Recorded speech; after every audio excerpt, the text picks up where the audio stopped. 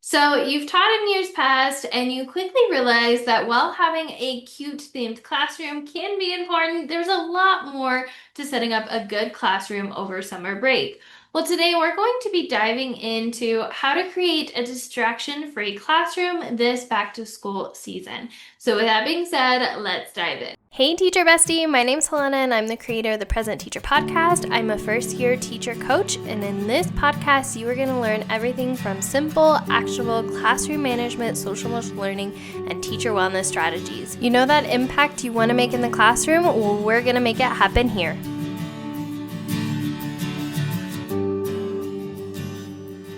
So, before we dive into how to create a classroom that is distraction free, we're going to be talking about why classroom design matters way more than you think or may think it does. The first thing is your classroom layout sets the tone for behavior, transitions, and attention.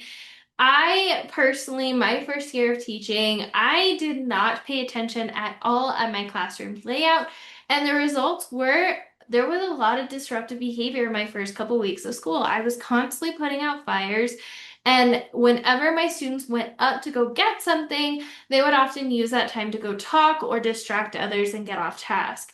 And a second reason why it matters way more than you might think it is it's in a chaotic environment means that your students are going to be distracted, and that can really cause teacher overwhelm.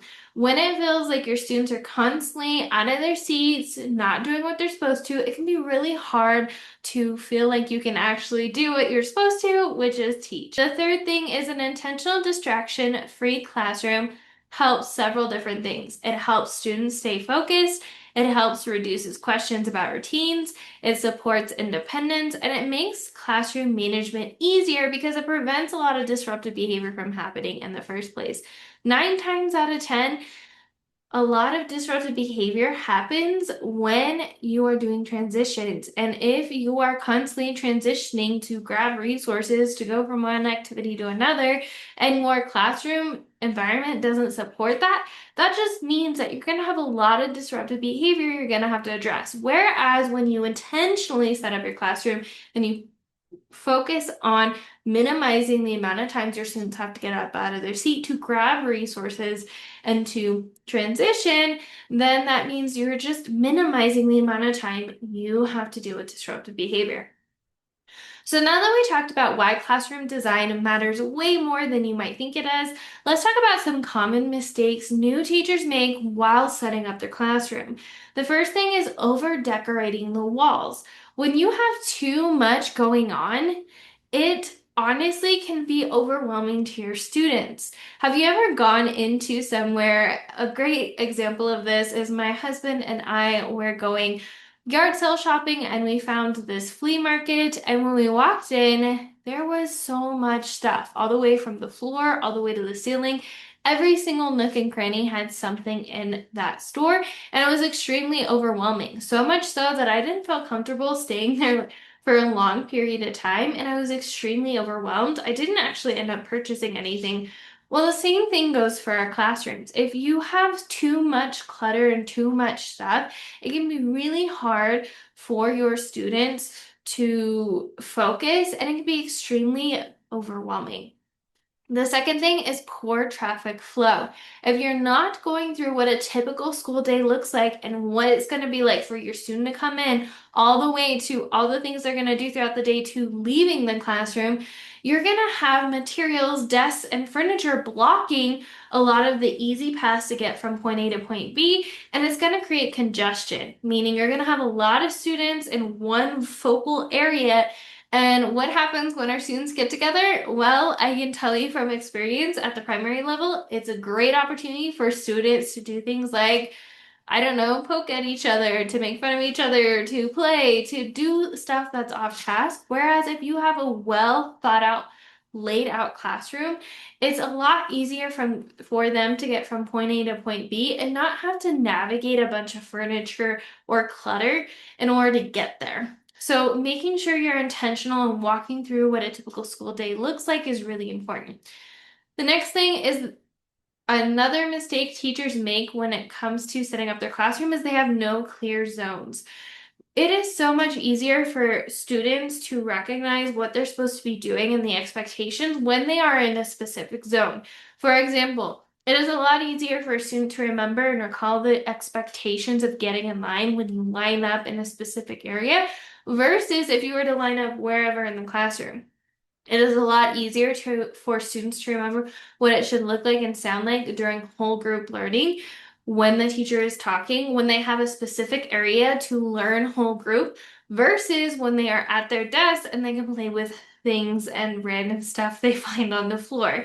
So having that lack of separation between areas like whole group centers or storage is really important, and it's something that a lot of new teachers don't intentionally do. And it can cause a rise in disruptive behavior if you're not strategic about the different clear zones you're going to have in your classroom. The next thing is hidden or inaccessible supplies. When you have supplies that are sporadic everywhere, or that are hidden, or that you have to go search for, or that your students need help with accessing, and they are things that they actually need daily, it can lead to disruptions and unnecessary questions.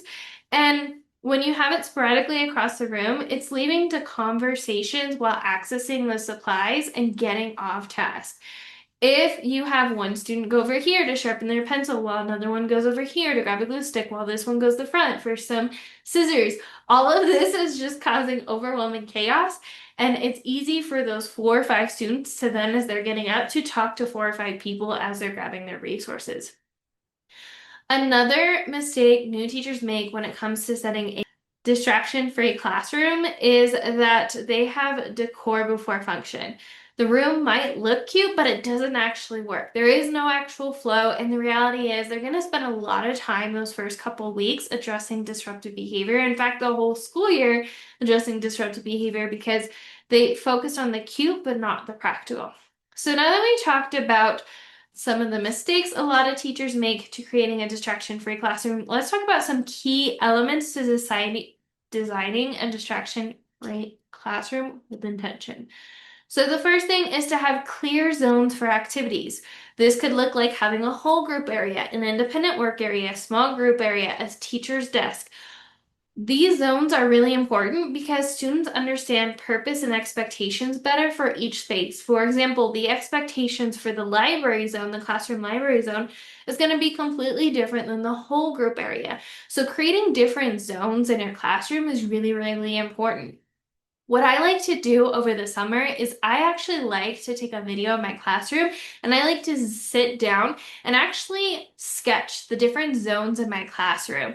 And a great indicator to show your students where the different zones and boundaries of those zones are is to use things like rugs, shelves, or signage to define those boundaries. Students love having boundaries and love having a set system in place. They love order. And when you have everything chaotic, it's really hard for them to remember what the expectations are. The second thing is to have thoughtful traffic flow. So avoid areas and transitions where all your students have to go through one specific area because there's furniture in the way. Make sure you're being intentional with that and make sure you're avoiding bottlenecks at key transition points. This could be like having cubbies, turn-in bins, pencil sharpeners, all those things need to be strategically placed away from where your transitions are. So you don't have somebody sharpening their pencil when the whole class is trying to line up and now it's a distraction. So how I would solve this or an action you can take is I want you to have your sketch pad in front of you and I want you to walk through what a typical school day is going to look like. First thing they're going to do is they're going to come in and they're going to go to the cubby to put their backpack away. What does that look like? What does that transition look like as they're walking through? What does the flow of that look like? And then do that for each of the zones as you walk through a schedule of what your classroom day should look like. And when you're doing that and you have the different zones, you're quickly going to realize some zones that are going to work well together and some zones that are just not going to work well together. For example, having a whole group learning next to the classroom library or having your teacher desk next to the classroom library might be not the best idea because maybe if you have students working in a small group setting, it's going to be distracting to those who are independently reading at the library, things like that. So make sure you're being thoughtful with the traffic flow. The next thing is to be intentional about wall space. Make sure you have anchor charts and routine should be visible but not cluttered. Not every inch of the wall needs to be covered. There's something to be said, especially in a design element about white space. So leave some wall space blank to avoid overstimulation.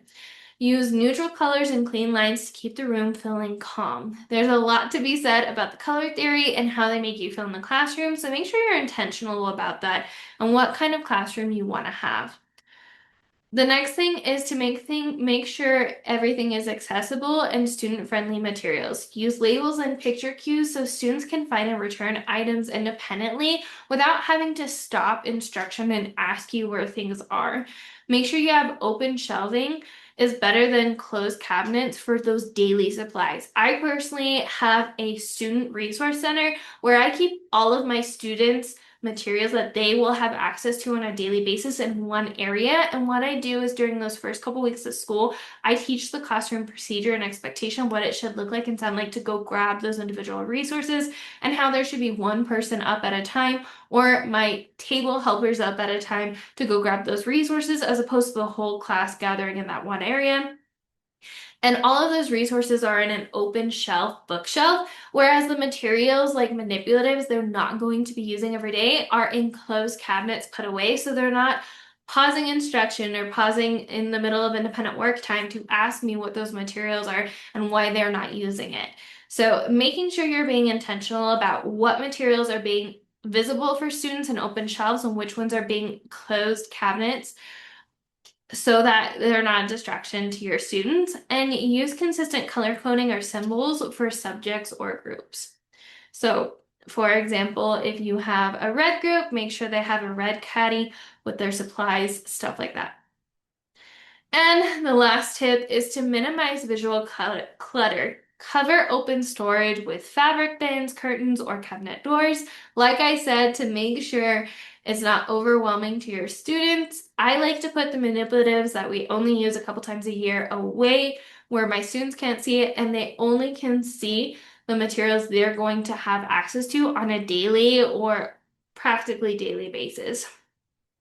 And then group items together to reduce scattered appearance. Like I talked about earlier, I have a student resource zone where my students grab common used materials like extra pencils, the pencil sharpener, the turn-in basket, their reading books if they don't have room in their desk, stuff like that is all in one area as opposed to sporadically throughout the classroom. So my students are going to be every which way like ping pong balls, going everywhere, grabbing their resources and distracting each other. And also avoid flashy posters and mismatched colors if they don't serve a purpose. Now, let's talk about some tips for designing your classroom with intention, not perfection. So let's talk through the actual steps on how you can go through this and then go from there. So the first thing is to start with function, then layer and decor. Walk through, so start with a function. I don't set up my decor first. I set up my classroom flow first, and then I set up the decor to complement the flow of the classroom. So the second step you're going to do is you're going to walk through a typical school day and you're going to set up each zone strategically. Look at your schedule, come up with a schedule, and act like you are a student and walk through different zones and make sure there's no areas where you're distracting others as you walk through a typical school day and start placing those specific zones in your classroom. Third thing, remember that less is more. Add as the year goes on, and once you know your students, you might find that this zone works well with this zone, or this zone doesn't work well with this zone, and that's perfectly fine because in the middle of the year, you can decide to switch things around to better accommodate your classroom flow.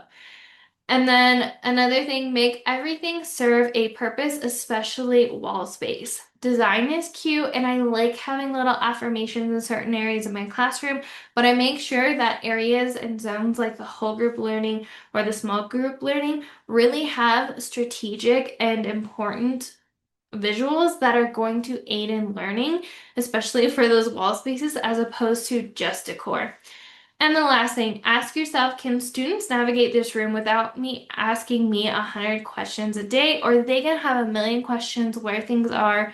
And are they going to be constantly interrupting and distracting each other while they go grab different resources and they transition from one place to another?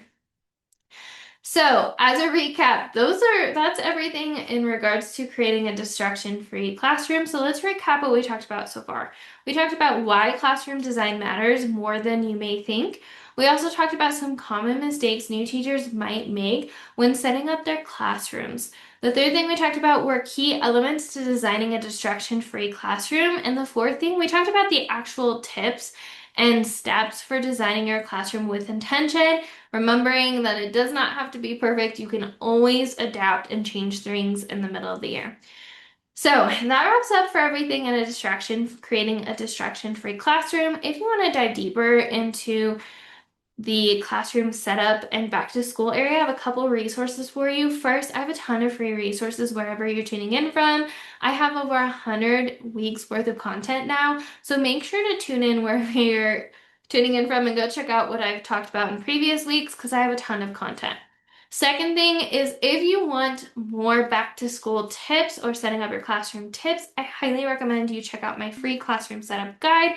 I took the top 10 most asked questions I get in regards to setting up a classroom. I answered them, and then I created blog posts, podcasts, and YouTube videos talking even in more depth my answers to those questions, and I put them all in a guide. So you're not sifting through all my content. You have the top 10 questions I get asked, and they're already linked for you for easy use.